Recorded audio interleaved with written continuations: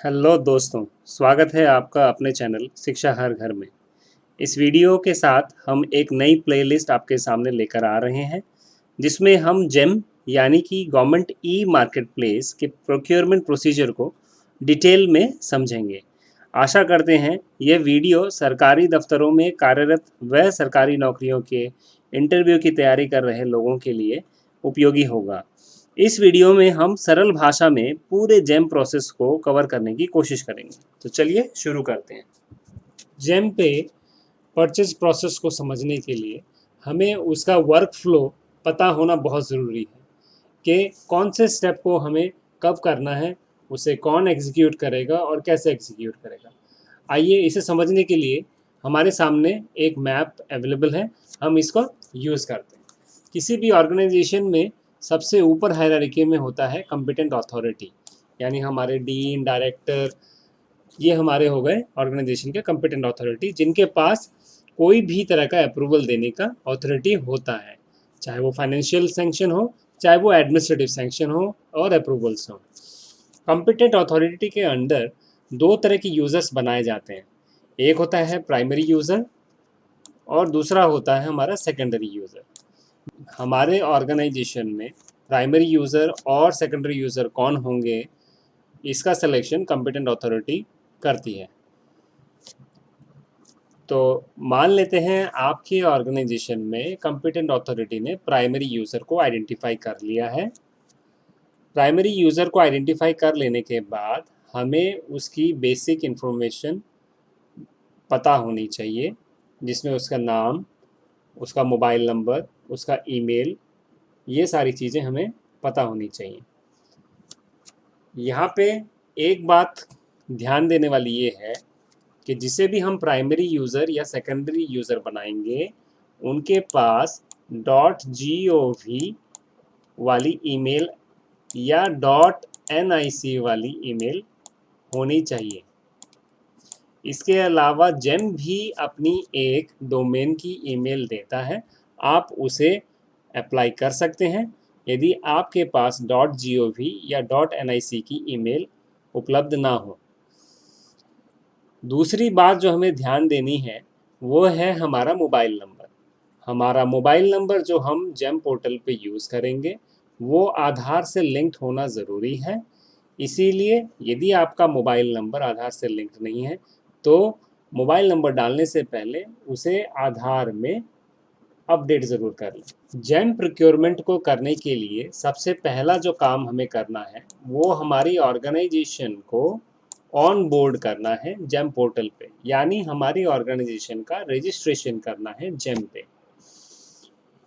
इस कार्य को कौन करेगा? इस कार्य को करेगा हमारा प्राइमरी यूज़र। तो प्राइमरी यूज़र अपनी बेसिक इन्फॉर्मेशन फिलअप करेगा और साथ ही हमारी ऑर्गेनाइजेशन की डिटेल भी फिलअप करेगा और फिलअप करके हमारी ऑर्गेनाइजेशन को जेम पे रजिस्टर करवाएगा। जब ये रजिस्ट्रेशन सक्सेसफुल हो जाएगा तो दूसरा काम प्राइमरी यूज़र जो करेगा वो है सेकेंडरी यूज़र्स को बनाना। अब हमारे सेकेंडरी यूज़र्स कौन होंगे, ये कौन डिटरमाइन करेगा? ये हमारी कॉम्पिटेंट अथॉरिटी या हमारे प्रोक्योरमेंट से रिलेटेड यदि कोई कमिटी है तो वो मिलके डिसाइड कर सकते हैं कि किन लोगों को हम हमारे सेकेंडरी यूज़र के हिसाब से नॉमिनेट करना चाहते हैं। जो प्राइमरी यूज़र का काम है वो वन टाइम काम होता है। जब हम जेम को शुरू कर रहे हैं हमारे ऑर्गेनाइजेशन में तब उसका मेन रोल रहेगा। उसके बाद परचेज में उसका कोई रोल नहीं होता है। परचेज प्रोसेस जो है वो सारा काम सेकेंडरी यूज़र एग्जीक्यूट करते हैं। सेकेंडरी यूज़र में नॉर्मली 4 तरह की यूज़र्स होते हैं जो कि आपको यहाँ विजिबल हैं। पहला है बायर, जो कि प्रोडक्ट को सर्च करेगा, सेलेक्ट करेगा और प्रोडक्ट के लिए ऑर्डर प्लेस करेगा। दूसरा है कंसाइनी, जो कि प्रोडक्ट को रिसीव करेगा, यदि आप उसका कोई इंटरनल इंस्पेक्शन कर रहे हैं तो उस चीज़ को मॉनिटर करेगा, यदि आप प्रोडक्ट को रिजेक्ट कर रहे हैं तो उसके लिए जो प्रोसेस करना है वो करेगा। तो ये बायर और कंसाइनी का काम हो गया। तीसरा जो रोल यहाँ पे दिया गया है वो डीडीओ का है। डीडीओ का मतलब होता है ड्राइंग एंड डिसबर्सिंग ऑफिसर। ये हमारे पेमेंट से रिलेटेड कार्य को देखेंगे। साथ ही एक और रोल जो दिया गया है वो है पे एंड अकाउंट ऑफिस का, यानी पाव का। ये भी हमारे पेमेंट को ऑथराइज करने के लिए काम करेंगे।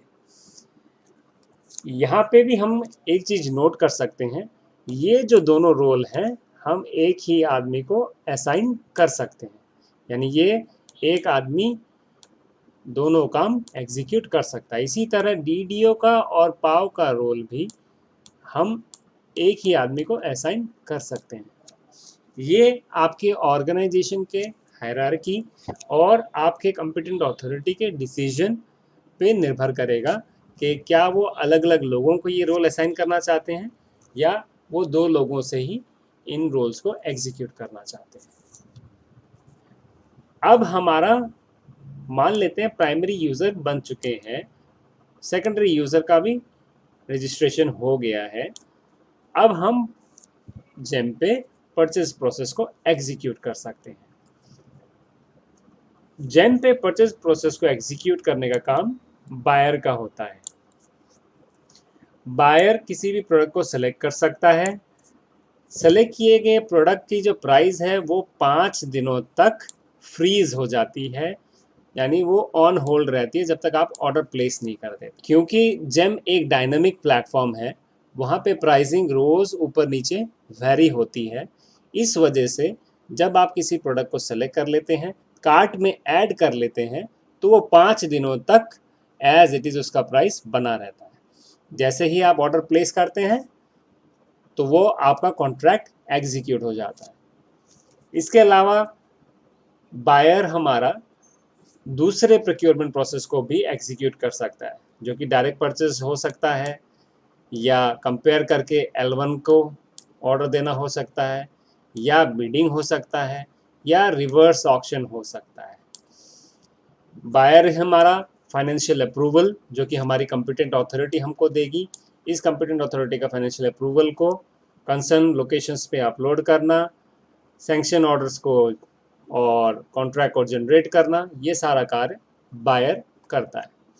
अब हम मान लेते हैं बायर ने कोई प्रोडक्ट सेलेक्ट कर लिया और ऑर्डर दे दिया। तो ऑर्डर जब हम दे देते हैं तो वो ऑर्डर चला जाता है सेलर के पास कंफर्मेशन के लिए। सेलर के पास 72 आवर्स का टाइम होता है, जिसके दौरान वो प्रोडक्ट को एक्सेप्ट या रिजेक्ट कर सकता है। यदि वो प्रोडक्ट को एक्सेप्ट कर लेता है तो वो अकॉर्डिंगली उसके पास 15 दिन का बाय डिफ़ॉल्ट टाइम होता है डिलीवर करने के लिए, और सेलर चाहे तो उस आपके रिक्वेस्ट को रिजेक्ट भी कर सकता है, जो कि आपको स्क्रीन पे विजिबल होगा कि seller has declined your request. उस केस में आपको परचेस का जो प्रोसेस है वो दोबारा एग्जीक्यूट करना पड़ेगा। तो मान लेते हैं हमारे सेलर को जो ऑर्डर हमने दिया उसने उसको एक्सेप्ट कर लिया, तो नेक्स्ट जो काम होगा वो हमारा कंसाइनी का होगा। कंसाइनी जब वो प्रोडक्ट हमारे पास आ जाएगा तो उसको रिसीव करेगा, और रिसीव करने के बाद 48 आवर्स के अंदर वो पीआरसी जनरेट करेगा। पीआरसी जो है वो प्रोविजनल रिसिप्ट सर्टिफिकेट होता है कि हमें प्रोविजनली हम उसको एक्सेप्ट कर रहे हैं कि यस आपका प्रोडक्ट हमको डिलीवर हो गया है। प्रोविजनल रिसिप्ट सर्टिफिकेट जनरेट करने के बाद वो प्रोडक्ट इंस्पेक्शन कमेटी को भेजा जा सकता है। इंस्पेक्शन की कमेटी आपकी इंटरनल हो सकती है, जो कि ऑर्गेनाइजेशन की स्टैब्लिश्ड कोई कमेटी हो, या इंस्पेक्शन के लिए प्रोडक्ट को बाहर भेजा जा सकता है किसी और एजेंसी के पास। इस प्रोसेस को करने के लिए आपके पास कुल 10 डेज होते हैं। विद इन 10 डेज आपको उसको यस या नो करना होता है। तो आपके पास राइट टू रिजेक्ट के लिए 10 दिन है, ये चीज़ भी हम नोट कर लें। अब हमारा प्रोडक्ट हमने 10 दिन के अंदर एक्सेप्ट कर लिया। यदि हम एक्सेप्ट कर लेते हैं, प्रोडक्ट हमारे स्पेसिफिकेशन के अनुरूप है, इट कंप्लाई कर रहा है, तो हम CRAC जनरेट करते हैं। CRAC जो होता है वो है consignee receipt and acceptance certificate, यानी कि आप वेंडर को ये इंटीमेट कर रहे हैं ऑफिशियली कि आपका जो प्रोडक्ट है वो एज पर स्पेसिफिकेशन है और आपके प्रोडक्ट को एक्सेप्ट कर लिया गया है।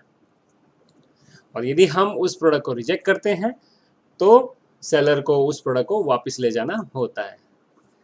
साथ में आप देखेंगे जैसे हमने CRAC जनरेट कर ली तो ये प्रोसेस फिर से वापस चला जाता है बायर के पास। बायर इसमें ड्राफ्ट इनवॉइस जनरेट कर सकता है और यदि प्रोडक्ट टाइम पे ना आया हो तो LD चार्जेस भी लगा सकता है।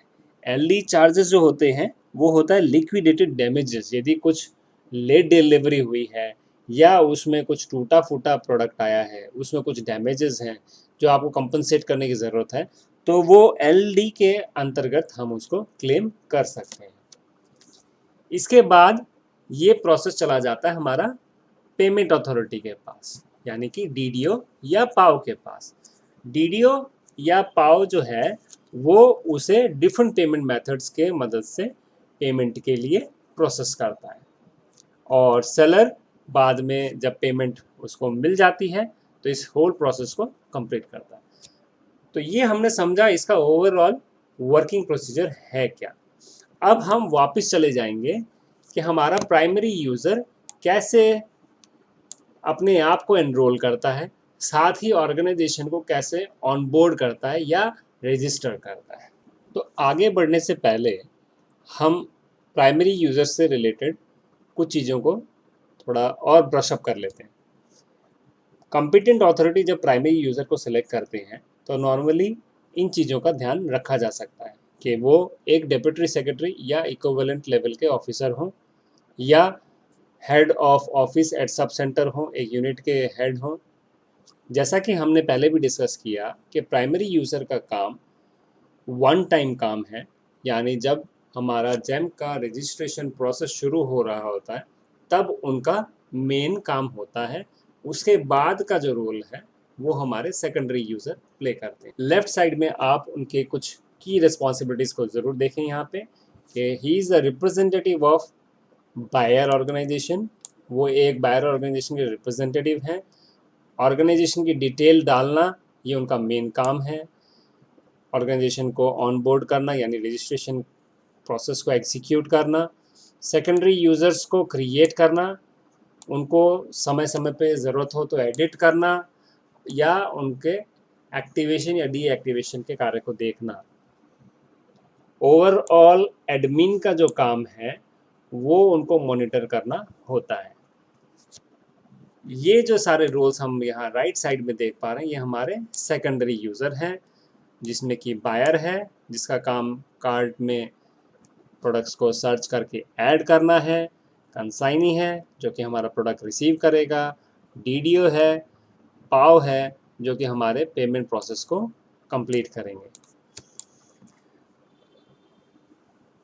यहाँ पे नीचे जो इम्पोर्टेंट कुछ इन्फॉर्मेशन दी गई है इसे भी नोट करें कि बायर और कंसाइनी सेम आदमी हो सकते हैं, सेम एंटिटी हो सकती है। Primary user can create new primary user upon transfer. यदि हमारे प्राइमरी यूज़र का कहीं ट्रांसफ़र हो जाता है किसी और ऑर्गेनाइजेशन में या यूनिट में तो वो अपने अकाउंट से एक और प्राइमरी यूज़र को क्रिएट कर सकते हैं ताकि हमारा जेम का प्रोक्योरमेंट चलता रहे।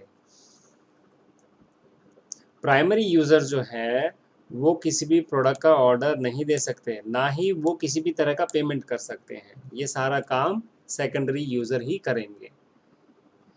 प्राइमरी यूज़र जो है वो जितने चाहें उतने सेकेंडरी यूज़र बना सकते हैं। यदि आपके ऑर्गेनाइजेशन में 5 यूनिट्स हैं और 5 यूनिट के लिए आप 5 बायर्स बनाना चाहते हैं तो ये बिल्कुल संभव है। आप 5 या उससे ज़्यादा जितनी भी रिक्वायरमेंट्स हैं वो आप बना सकते हैं।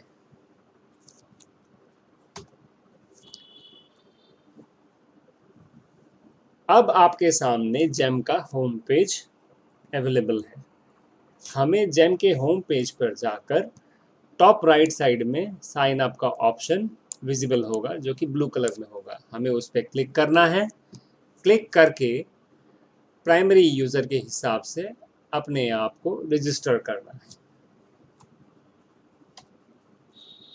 जैसे ही हम साइन अप फॉर्म पे क्लिक करते हैं तो यहाँ पे हमारे पास ये ऑप्शन अवेलेबल हो जाता है। ये आप देख पा रहे हैं, आप अपने ऑर्गेनाइजेशन के लिए अकाउंट बना रहे हैं। पहला जो ऑप्शन हमारे पास यहाँ है वो है ऑर्गेनाइजेशन टाइप, जिसमें आप सेलेक्ट करेंगे कि आपका ऑर्गेनाइजेशन सेंट्रल गवर्नमेंट है, एक ऑटोनोमस बॉडी है या स्टेट गवर्नमेंट ऑर्गेनाइजेशन है, आपकी मिनिस्ट्री या डिपार्टमेंट कौन सा है। यहाँ पर जब क्लिक करते हैं ये ड्रॉप डाउन मेनू है, वहाँ से आपको सेलेक्ट कर लेना है कि आपकी मिनिस्ट्री कौन सी है। यहाँ आपको अपने ऑर्गेनाइजेशन का नाम लिख देना है। यहाँ प्राइमरी यूज़र का फर्स्ट नेम, प्राइमरी यूज़र का लास्ट नेम आपको डाल देना है। ये जो इन्फॉर्मेशन आप फिलअप करेंगे, आपको ध्यान रखना है कि आपके ऑर्गेनाइजेशन का नाम बिल्कुल भी गलत नहीं होना चाहिए, यहाँ पे कोई टाइपिंग एरर नहीं हो। इसके बाद आपको यूज़र आईडी और पासवर्ड क्रिएट करना है। यूज़र आईडी जब आप एक ऑर्गेनाइजेशन के लिए बना रहे होते हैं तो कोशिश करनी होती है कि उसमें अपना पर्सनल नाम वगैरह ना दें। ऑर्गेनाइजेशन से जुड़ा हुआ कोई भी नाम आप क्रिएट कर सकते हैं। इसके बाद पासवर्ड भी आपको बनाना होता है। पासवर्ड आप अपने हिसाब से कुछ भी जनरेट कर सकते हैं।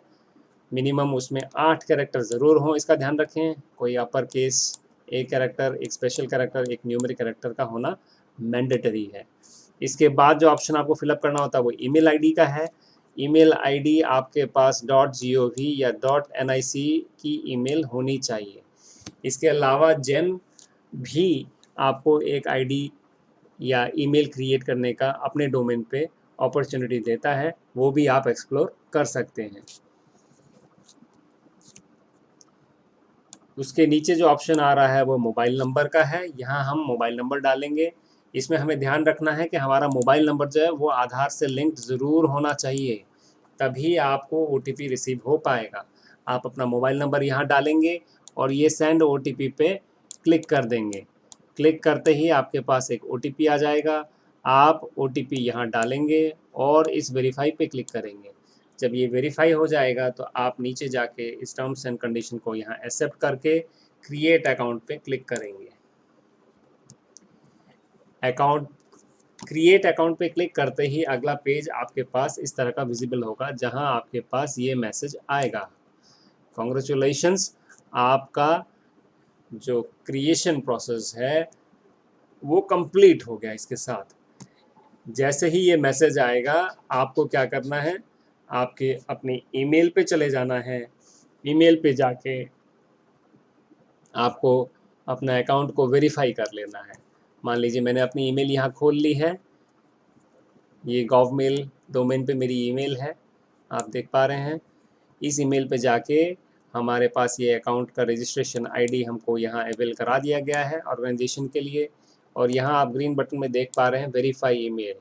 मुझे इस बटन पे क्लिक करना है। जैसे ही हम इस बटन पे क्लिक करते हैं, नेक्स्ट जो स्क्रीन हमारे पास अवेलेबल होगी ये है।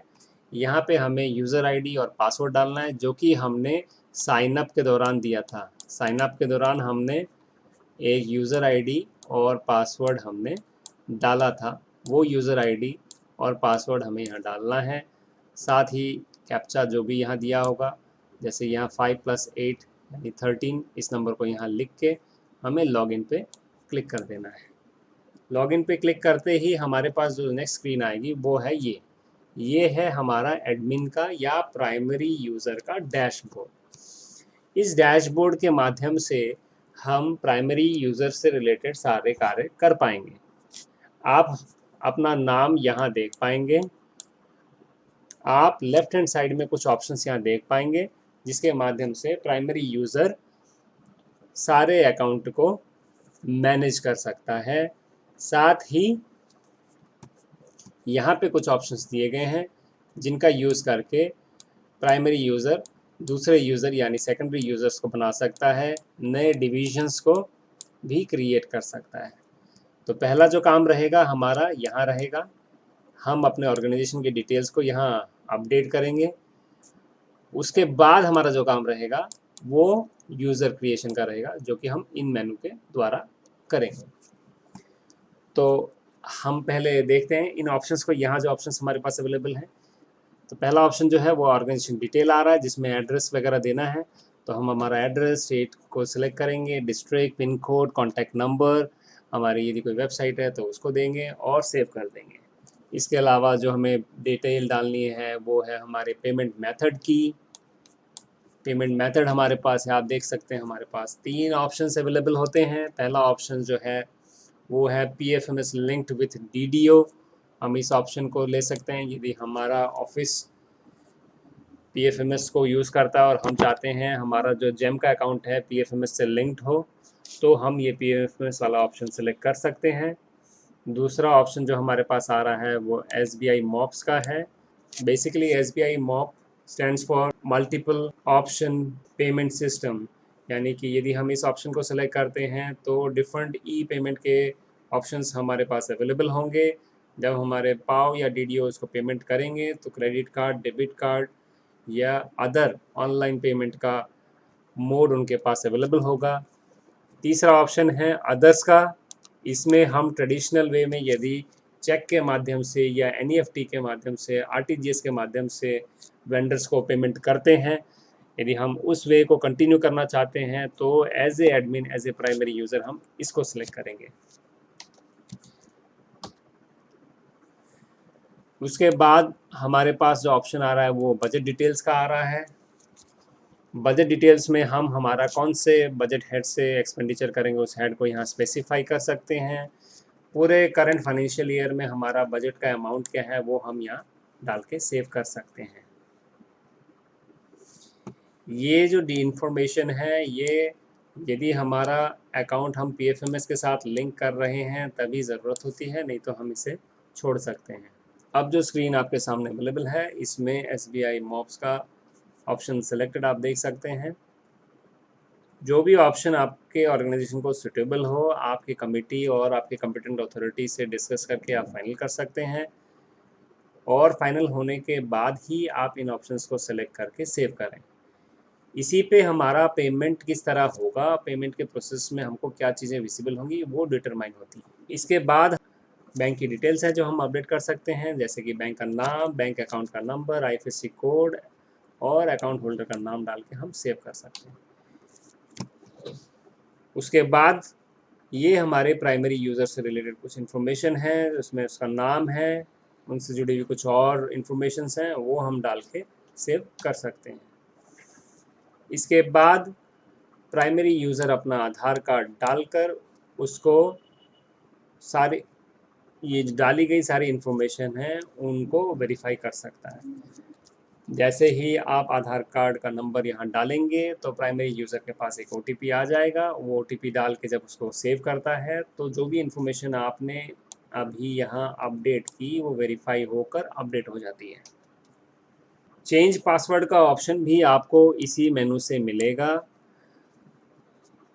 जेम के गाइडलाइन के हिसाब से हमें अपना पासवर्ड रेगुलरली चेंज करते रहना चाहिए, इसीलिए इस ऑप्शन को भी हमें देख लेना ज़रूरी है। यहाँ हमें ओल्ड पासवर्ड अपना डालना होगा और जब भी हम नया पासवर्ड सेलेक्ट करेंगे उसको यहाँ डालेंगे, इसी सेम पासवर्ड को हम यहाँ रिपीट करेंगे और सेव करेंगे। अब हम चले जाते हैं ऊपर के मेनू पे। ऊपर का जो मेनू है वो मैंने बताया आपको कि हमारे सेकेंडरी यूज़र्स को क्रिएट करने के लिए हमें यूज़ करना है। तो हम इस यूज़र पे हम क्लिक करते हैं। यूज़र पे क्लिक करते ही आप नीचे देख पा रहे हैं यहाँ हमारे पास न्यू यूज़र का एक ऑप्शन आ गया, ये एक प्लस का बटन यहाँ बना हुआ है। जब हम इस पर क्लिक करते हैं तो नेक्स्ट जो है हमारे पास इस तरह का एक फॉर्म अवेलेबल हो जाता है जिसमें हम add division, add user name वगैरह हम कर सकते हैं कि हमारा जो पर्सन है सेकेंडरी यूज़र जिसे हमने पहले आइडेंटिफाई कर लेना होगा, उसका नाम क्या है, वो किस डिवीज़न में है, किस स्टेट से है, उसकी सारी इन्फॉर्मेशन हम यहाँ फिलअप करेंगे। आप देख पा रहे हैं उसका नाम, लास्ट नेम, उसके लिए यूज़र ID हमें क्रिएट करनी है, उसकी ईमेल, उसका मोबाइल नंबर। इस केस में भी ईमेल और मोबाइल नंबर की जो प्री रिक्वेस्ट है वही है जो हमने पहले डिस्कस की थी। ईमेल हमारी गॉवमेल या NIC पे या जेम के डोमेन पे होनी चाहिए और मोबाइल हमारा आधार से लिंक होना चाहिए। ये सारी इन्फॉर्मेशन दे के हम यहाँ से रोल उसको देंगे। आप देख सकते हैं रोल में कंसाइनी का रोल यहाँ विजिबल है, दूसरा जो है बायर का और तीसरा DDO का। तो हम यहाँ 2 रोल एक व्यक्ति को दे सकते हैं। हम इस चेकबॉक्स को सिलेक्ट कर देंगे तो हमने जिसे भी मान लीजिए पर्सन ए हमने यहाँ डाला है, तो पर्सन ए को यदि हम ये 2 चेक बॉक्स सेलेक्ट करके सेव कर देते हैं, तो person A will become the buyer as well as the consignee for the organisation. हमारे ऑर्गेनाइजेशन का बायर और कंसाइनी मान लिया जाएगा। इसी तरह हम हमारे पाओ या डीडीओ का भी अकाउंट क्रिएट करेंगे। जैसे जैसे हम यूज़र्स को क्रिएट करते जाएंगे, उनकी लिस्ट हमें यहाँ विजिबल होती जाएगी। आप यहाँ उनका स्टेटस देख पा रहे हैं। करंटली ये स्टेटस एक्टिव शो कर रहा है, यानी ये अपने अकाउंट को एक्सेस कर सकते हैं और परचेज प्रोसेस को एग्जीक्यूट कर सकते हैं। यदि हमें इनके अकाउंट को डिलीट करना है तो एज ए प्राइमरी यूज़र हम इन ऑप्शंस का यूज़ करके उनको डिलीट या उसमें कोई करेक्शन है तो इस एडिट बटन को दबा के उसको एडिट कर सकते हैं। अब जो स्क्रीन आपके सामने अवेलेबल है वो डीएक्टिवेशन ऑफ प्राइमरी यूज़र है। कभी कभी एडमिनिस्ट्रेटिव रीज़न से प्राइमरी यूज़र को चेंज करना पड़ सकता है, या प्राइमरी यूज़र के ट्रांसफ़र हो जाने के केस में भी हमें दूसरे प्राइमरी यूज़र का अकाउंट क्रिएट करने की ज़रूरत पड़ सकती है। उस केस में हम इस ऑप्शन का यूज़ कर सकते हैं। इस ऑप्शन के माध्यम से हम ना केवल डीएक्टिवेशन का प्रोसेस को कंप्लीट करेंगे, बल्कि नए प्राइमरी यूज़र को हम यहाँ क्रिएट कर पाएंगे। तो हम यहाँ पे सारी इन्फॉर्मेशन को फिलअप करते हैं और सेव बटन पे क्लिक करते हैं। तो नेक्स्ट जो स्क्रीन आपके सामने आएगी वो न्यू एचओडी या नए रिलेवर की ईमेल और मोबाइल का आएगा, जिसमें आप जिसे यह ड्यूटी दी जा रही है, यानी हमारा जो नया न्यू प्राइमरी यूज़र है उसकी इन्फॉर्मेशन हम यहाँ फिलअप करेंगे। उसका आधार से लिंक्ड मोबाइल और गॉवमेल वाली ईमेल हम यहाँ डाल के कंफर्म कर देते हैं। तो हमारा जो अकाउंट है वो डीएक्टिवेट हो जाता है और इसके पास, इस यूज़र के पास एक ईमेल जाती है जिसे वो वेरीफाई करके अपने अकाउंट को एक्टिवेट कर सकता है। एक्टिवेट हो जाने पर हमारा जो नया यूज़र है वो हमारा नया प्राइमरी यूज़र बन जाता है। दोस्तों, अब कुछ जर्नल कीवर्ड्स हैं जो जिन पे हम आए दिन एनकाउंटर करते हैं, उनको समझने की कोशिश करते हैं। पहला जो कीवर्ड है वो है ई सिग्नेचर का। जितने भी डॉक्यूमेंट्स हम यहाँ क्रिएट करेंगे, कॉन्ट्रैक्ट ऑर्डर्स क्रिएट करेंगे, सैंक्शन ऑर्डर्स क्रिएट करेंगे, उनको हम ओटीपी के माध्यम से साइन कर रहे हैं। ये बेसिकली एक ई साइन का काम कर रहा है। यह एक लीगल एंटिटी के हिसाब से काम करता है, जो कि इंफॉर्मेशन एक्ट के अंडर आता है। जो प्राइजेस हमको जेम पे अवेलेबल है वो ऑल इंक्लूसिव प्राइजेस होते हैं, जिसमें आपका जो भी सेल टैक्स है, सर्विस टैक्स है, कस्टम ड्यूटीज़ हैं, एंट्री टैक्सेस हैं, वो सारे इंक्लूसिव होते हैं। तीसरा टर्म जो हम यहाँ देख पा रहे हैं वो गारंटी और वारंटी का है। नॉर्मली जो गारंटी और वारंटी है वो जेम पे 1 साल की होती है, मगर यदि हम चाहें तो उसे आगे अपने टर्म्स एंड कंडीशंस के माध्यम से बढ़ा भी सकते हैं। Performance security and performance. Direct purchase के केस में कोई भी परफॉर्मेंस सिक्योरिटी हम नहीं इम्प्लीमेंट कर सकते, बट यदि हम रिवर्स ऑक्शन या ई बिडिंग प्रोसेस में जा रहे हैं तो ऑफ कोर्स हम उनसे एक परफॉर्मेंस बैंक गारंटी वगैरह ले सकते हैं, जो कि नॉर्मली 2% कॉन्ट्रैक्ट वैल्यू का होता है। वो हम उनसे डिमांड कर सकते हैं। अपने आने वाले वीडियो में हम समझेंगे कि डायरेक्ट परचेज और ई बिडिंग या रिवर्स ऑक्शन जो होते हैं वो किए कैसे जाते हैं और उनमें क्या क्या ऑप्शंस अवेलेबल होते हैं। कंसाइनीज राइट टू रिजेक्शन या रिटर्न पॉलिसी। हमारे पास दोस्तों 10 दिन का समय होता है।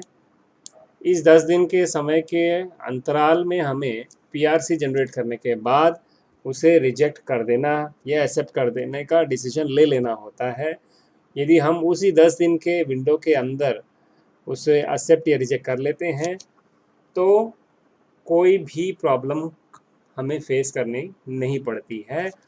रिजेक्शन के केस में सेलर को वो प्रोडक्ट किसी भी चार्जेस के बिना वापस ले जाना होता है। जेम के जितने भी कॉन्ट्रैक्ट ऑर्डर हम जनरेट करेंगे वो बेसिकली सारे free delivery at site basis होते हैं, यानी जितने भी उसमें लोडिंग अनलोडिंग के जो चार्जेस हैं, अदर कमीशनिंग चार्जेस हैं, वो इंक्लूडेड हैं ऑलरेडी।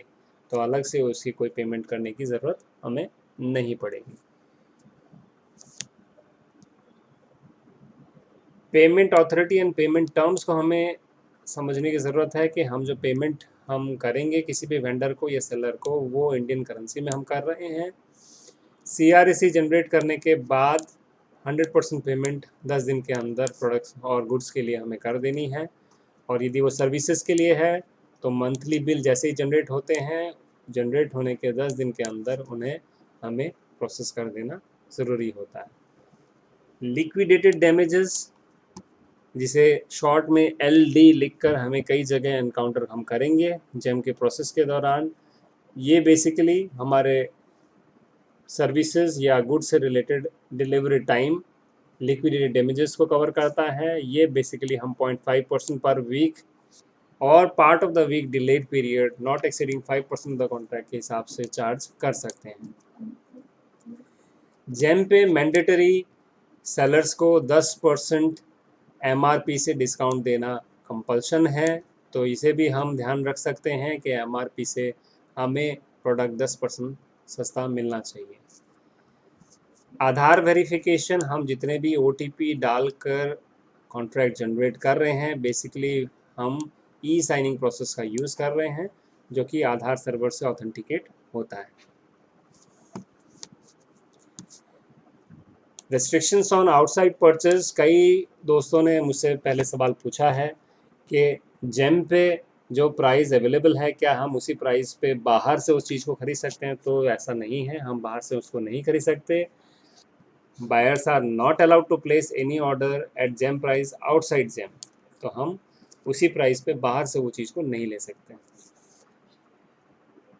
GFR 149 जो है डायरेक्ट परचेस के लिए, पहले ये लिमिट 50,000 की थी, अब इसे रिड्यूस करके 25,000 कर दिया गया है। यानी डायरेक्ट परचेस जो भी हम हैं वो 25,000 के अंदर कर सकते हैं। डायरेक्टली हम सर्च करके सेलेक्ट करके ऑर्डर प्लेस कर सकते हैं। डायरेक्ट परचेस के दौरान जब हम किसी प्रोडक्ट को कार्ट में ऐड करते हैं तो उसका प्राइस स्टैटिक रहता है, वो बदलता नहीं है, 5 दिनों तक उसका प्राइस सेम रहेगा। ये विंडो आपके लिए इसलिए क्रिएट की गई है ताकि आप अपने कॉम्पिटेंट अथॉरिटी और कॉम्पिटेंट पीपल जो भी आपके हायरार्की में हैं उनका अप्रूवल ले सकें। फाइनेंशियल अप्रूवल वगैरह ले लेने के बाद ही आप ऑर्डर फाइनल प्रोसेस कर सकें। इसके लिए आपको 5 दिनों का एक विंडो दिया गया है जिसके दौरान आपके सेलेक्ट किए गए कार्ट में जो प्रोडक्ट है उसका प्राइस सेम बना रहेगा। एनुअल प्रोक्योरमेंट प्लान को भी आप जेम में इंक्लूड कर सकते हैं। दोस्तों, मैंने इस शब्द का कई जगह प्रयोग किया कि रूल 149, तो इसे भी थोड़ा समझ लेने की ज़रूरत है कि GFR जो है, GFR basically journal financial rule को मीन करता है। इसी के अंतर्गत एक रूल है रूल 149 जो कि जेम के गाइडलाइन को स्टैब्लिश करता है। उसमें जो मेन इम्पॉर्टेंट चीज़ ये है कि 25,000 25,000 तक हम डायरेक्टली किसी भी आइटम को परचेस कर सकते हैं यदि वो हमारी रिक्विजिट क्वालिटी को, स्पेसिफिकेशन को और डिलीवरी पीरियड को मैच करता है। 25,000 से 5 लाख तक जो न्यू रिवाइज रूल है उस हिसाब से हम 3 डिफरेंट मैन्युफैक्चरर के प्रोडक्ट को कंपेयर करके सिस्टम द्वारा जनरेटेड L1 वेंडर से आइटम को परचेस कर सकते हैं। इसमें हमें जो ध्यान देने की वाली बात यह है कि हमारे कॉम्पिटेंट अथॉरिटी की फाइनेंशियल पावर्स को हमें देख लेना होगा। 5 लाख से ऊपर के जो भी होंगे उन्हें हमें नॉर्मली बिडिंग प्रोसीजर्स के थ्रू ही परचेस करना होता है या हम उसे फर्दर रिवर्स ऑक्शन के माध्यम से भी परचेस कर सकते हैं। फर्दर इसी रूल के अंडर हमें यह भी बताया गया है कि एज ए बायर हमें असर्टेन करना होता है, हमें इंश्योर करना होता है कि जो प्राइस हमको सेलर ऑफर कर रहा है वो रीज़नेबल है, वो जायज़ है। उसे जायज़ है कि नहीं उसे चेक करने के लिए हमें कुछ एनालिटिकल टूल्स अवेलेबल करा दिए गए हैं जिनका यूज़ करके हम दूसरे ऑनलाइन पोर्टल्स पे उसका एग्जिस्टिंग क्या प्राइस है और उसको कंपेयर करके हम आइडेंटिफाई कर सकते हैं, जो कि हम आने वाली वीडियोस में देखेंगे। जो नेक्स्ट एक और इम्पॉर्टेंट चीज़ है हमें इस रूल के हिसाब से जान लेनी चाहिए वो है कि हम अपने डिमांड को स्मॉल क्वांटिटीज़ में, पीस मील में नहीं डिवाइड कर सकते, क्योंकि कुछ लोगों का क्वेश्चन था कि हमें 50,000 का एक आइटम लेना है, तो क्या हम उसे 2 हिस्सों में 25-25 करके ऑर्डर प्लेस कर सकते हैं? तो ये जीएफआर रूल के अगेंस्ट होगा, हम स्प्लिटिंग नहीं कर सकते। आशा करते हैं कि ये वीडियो आपको बहुत पसंद आया होगा और इससे आपको कुछ सीखने को ज़रूर मिला होगा।